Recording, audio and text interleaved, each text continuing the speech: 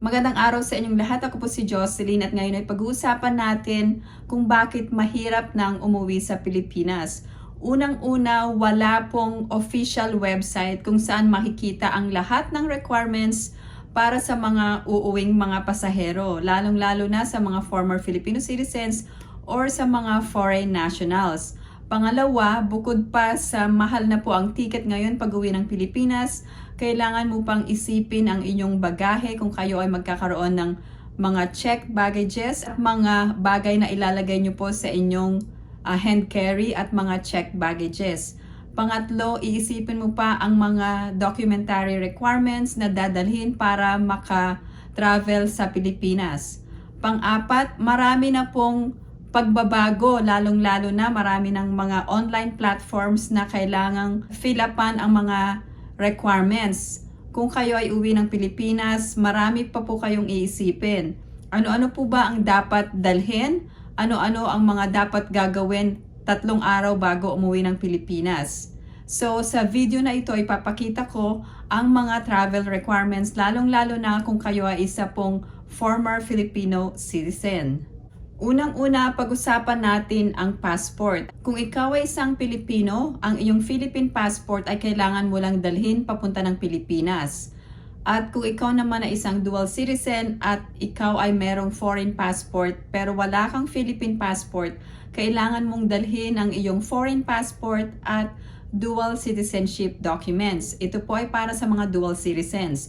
At kung ikaw ay magdadala ng dual citizenship documents, 30 pages ang kailangan nyo pong dalhin. Kailangan po ay original po ang mga dokumentong dadalhin sa Pilipinas. Kung ikaw naman ay isang former Filipino citizen, ang kailangan mong dalhin ay isang foreign passport. Unang-una, ang foreign passport dapat po ang validity ay 6 months or more than 6 months. So, kailangan ba ng visa pag-uwi ng Pilipinas? Kung ikaw ay isang Pilipino or dual citizen, hindi mo kailangan ng visa papunta ng Pilipinas. Pangalawa, kung ikaw ay former Filipino citizen, kailangan mo ba ng visa papuntang Pilipinas? Tandaan mo na kapag ikaw ay naging foreign citizen ng ibang bansa, automatic po na nire-renounce mo na ang pagiging Filipino citizen. So, kailangan ba ng isang former Filipino citizen ng visa papunta ng Pilipinas or pag-uwi ng Pilipinas? So, depende po sa inyong nationality. So, makikita po sa isang batas, sa isang Executive Order number 408. So, ito po ay listahan ng mga bansa kung saan pwede kang magbiyahe sa Pilipinas na hindi mo na kailangan ng visa at ikaw ay pwedeng magstay sa Pilipinas ng 30 days.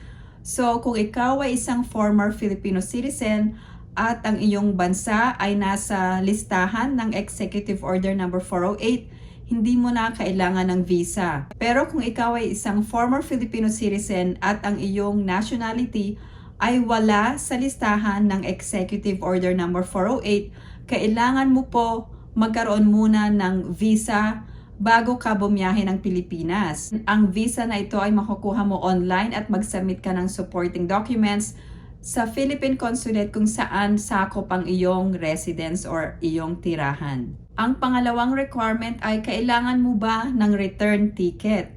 Kung ikaw ay isang former Filipino citizen, hindi mo kailangan ng return ticket as long as maipakita mo ang mga importanteng immigration entry requirements.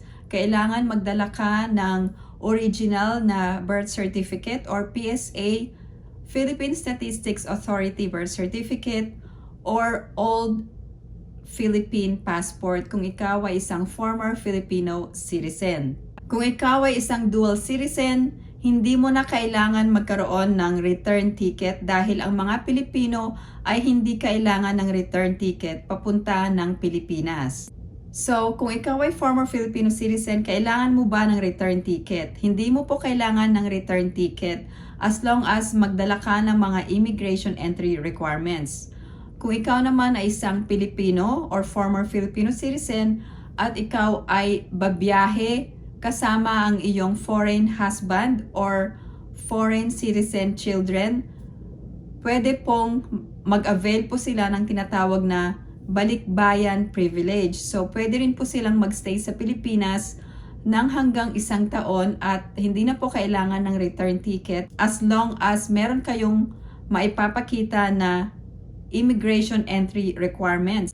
Kung kayo ay married, dalhin nyo po ang original na marriage certificate at kung meron kayong anak na foreign citizen, dalhin po ang original na birth certificate. Ang isa pang requirement ay ang pagre-register sa e-travel.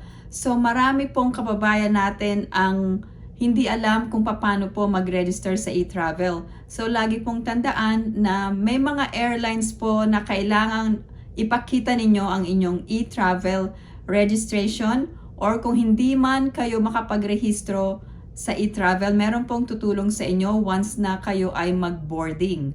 Lahat po ng babiyahe ng Pilipinas, except po kung kayo ay isang foreign diplomat, so lahat po ng babiyahe, foreign national or Filipino citizens or dual citizens, kailangan nyo po mag-register sa e-travel within 3 days po ito bago po kayo bumiyahe. So kung kayo ay babiyahe on the 3rd day, so from today, and then within the next 3 days, kailangan nyo na pong mag-register for e-travel dahil ang requirement po ay within 72 hours prior to departure from the country of origin.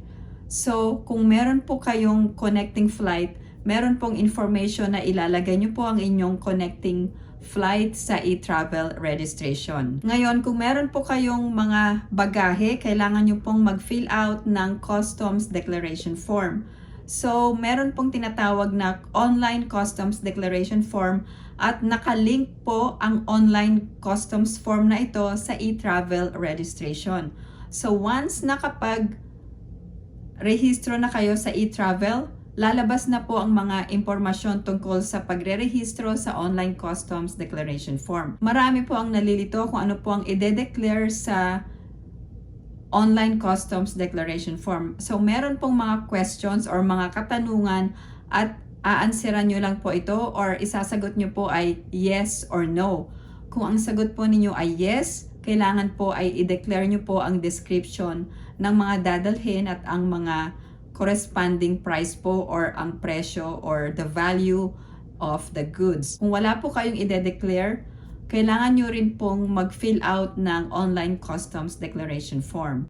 Kung meron po kayong time, bago po kayo mag-travel, for example po from 3 to 6 months, bago kayo mag-travel sa Pilipinas, ang usually na i-recommend ko ay ipadala nyo na po sa Pilipinas ang mga bagahe or ilagay nyo na po sa box or sa package bago po kayo bumiyahe. So at least mga 75 days po para meron pong allotted time para makarating ang inyong bagahe pagdating nyo po sa Pilipinas. So kung wala na po kayong time na magpadala muna ng box papunta ng Pilipinas, ang mga dadalhin nyo po ay pwede nang i-check baggage na lang or sometimes i-hand carry. Kung kayo ay magdadala ng mga valuable items gaya ng mga electronics or jewelry or mga designer items, importante po na i-hand carry nyo po ang mga valuable items para po sa inyong security. Pero sa ibang mga bagay, ilagay nyo na lang po ito sa inyong checked baggage. Lalong-lalo na kung marami po kayong valuable items at hindi nyo po ma-carry lahat ito at ilalagay nyo po ito sa inyong checked baggage, ang i-recommend ko po ay picturean nyo po. Gawa po kayo ng inventory or list ng mga items na nakalagay sa inyong checked baggage at picturean nyo po, videohan nyo po ang mga gamit na ito, lalong-lalo na kung may mga valuable items. So, para pagdating ng Pilipinas, alam nyo po na ito po yung mga items na i-claim nyo po sa baggage area at alam po ninyo na kung meron pong mawala, pwede po kayong mag-claim. Salamat po sa pagsubaybay sa aking YouTube channel at huwag niyo pong kalimutang i-like at subscribe. Salamat po sa pagsubaybay. Ako po si Jocelyn and I hope everyone is staying safe and have a great day.